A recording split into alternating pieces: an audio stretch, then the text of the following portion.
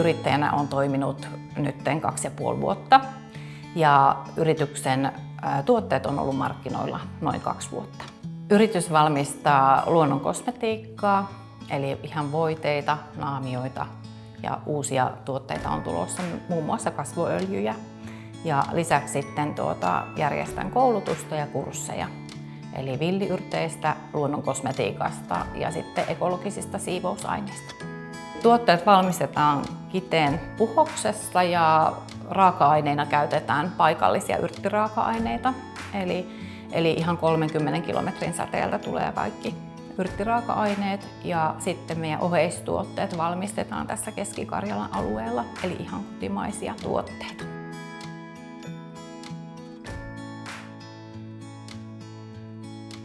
Pienyrittäjillä on aika kortilla, joten tämmöiset mikro-opinnot on tosi hyvä. Eli nopeasti saa tietoa sitten, kun ei ole aikaa tämmöisiin isompiin kokonaisuuksiin.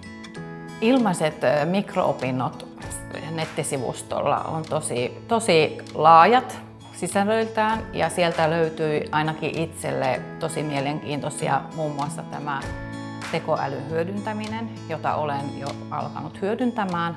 Eli sieltä löytyy lisäoppia siitä ja sitten lisäksi tästä vihreästä siirtymästä esimerkiksi. Osallistuin Kiteellä vastuullisuussparraukseen. Siellä käytiin vastuullisuuden raportoinnista ja kuinka sitä raportointia voisi kehittää. Ja oli todella antoisa sparraus. Siellä huomasi, että ihan pienestä voi aloittaa. Eli ihan se, että kertoo asiakkaille, kuinka meillä toimitaan, niin on jo vastuullisuudesta raportointia. Sieltä sain semmoisen kipinän, että haluan lisätä sitä vastuullisuudesta tiedottamista asiakkaille, koska aika moni asiakas pitää sitä hyvin tärkeänä asiana.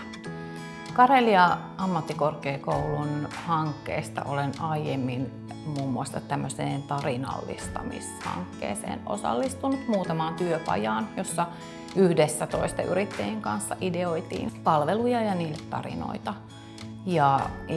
Toivoisin, että esimerkiksi tähän tekoälyn hyödyntämiseen tulisi joku hanke tai sitten tämmöinen joku yhteistyöhanke, jossa voisi sitten, esimerkiksi tätä vastuullisuusasiaa edistää yhteistyössä muiden yrittäjien kanssa.